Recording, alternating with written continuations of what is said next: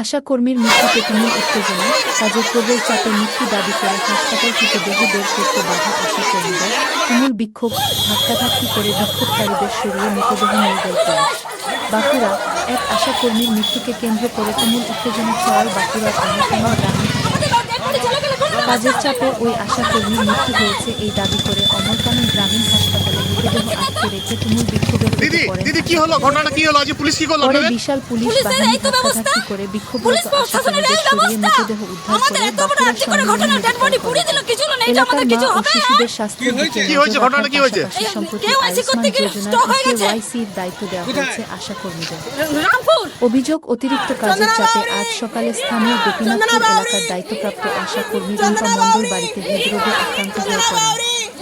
দ্রুত তাকে অমরকানন গ্রামীণ হাসপাতালে নিয়ে যাওয়া হলে চিকিৎসকেরা তাকে মৃত বলে ঘোষণা করেন। ঘটনার খবর জানাজানি হতেই অবিলম্বে আশা কর্মীদের আয়ুষ্মান যোজনার কাজ থেকে মুক্তি দেওয়ার দাবিতে মৃতদেহ আটকে রেখে প্রবল বিক্ষোভ শুরু করেন এলাকার কয়েকশো আশাকর্মী। মৃতদেহবাহী গাড়ি আটকে শুরু হয় বিক্ষোভ। পরে গঙ্গাজলঘাটি থানা থেকে বিশাল পুলিশ বাহিনী ঘটনাস্থলে পৌঁছে সববাহী গাড়ি নিয়ে যাওয়ার চেষ্টা করলে বিক্ষোভকারী আশাকর্মীদের সঙ্গে কার্যত ধস্তাধস্তি শুরু হয়। পরে পুলিশ বিক্ষোভকারীদের জোর করে সরিয়ে সববাহী গাড়িটিকে বাঁকুড়া সম্মিলনী মেডিকেল কলেজে নিয়ে যায়। এরপরেও আশাকর্মীদের বিক্ষোভ থামেনি। ঘটনার বিচার না পাওয়া পর্যন্ত কাজ না করার দাবি তুলে BMWH-এর দফতরে বিক্ষোভ শুরু করেন আশাকর্মীরা। খবর পেয়ে বিক্ষোভস্থলে ছুটে যান বাঁকুড়ার জেলা শাসক, মহকুমা শাসক, মুখ্য স্বাস্থ্য আধিকারিক ও বর্জনা। আমি এমএলএ ছিলাম, আমরা লড়াই করেছি। তো ওনাদের কাজ হচ্ছে KYC করা এবং এই যে আয়ুষ্মান ভারত কার্ডগুলো, সেই কার্ডগুলোর জন্য ওনাদেরকে ঘরে ঘরে যেই করে আপনাদের আয়ুষ্মান ভারত ফর্মগুলো দেওয়ার কথা। কিন্তু ওনারা কি করেছেন, ওনারা ডেকে নিচ্ছিলেন এবং পুরা বিধানসভার মানুষের কমপ্লেন, পুরা মানুষের আমার কাছে কমপ্লেন। এমনকি রাজামেলাতে একটা ঘটনা ঘটেছে, সেই ঘটনাটা আমরা ধামাচাপা দিচ্ছি। আমাদের ছেলেদেরকে বলেছি যেন এটা কিছু না হয়। তো এগুলো আমরা চাপা দিচ্ছি। আর উনি আমার গ্রামে যে ঘটনাটা ঘটেছে, ওনার গ্রাম ঘরে, মানে আমার গ্রাম তো, তাহলে ওনার কোনটা ঘর, ওনার কোনটা দুয়ার আমি জানি ভালো করে।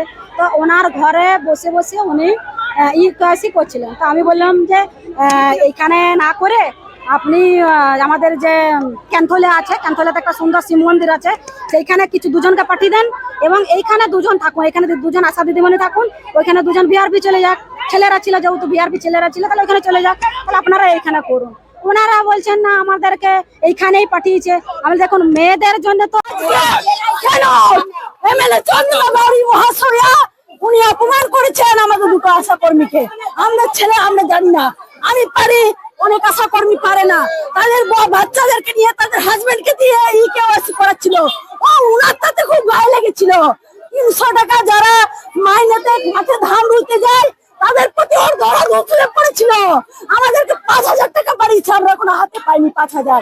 কেন? রুম্পা মণ্ডল অতিরিক্ত চাপের জন্য,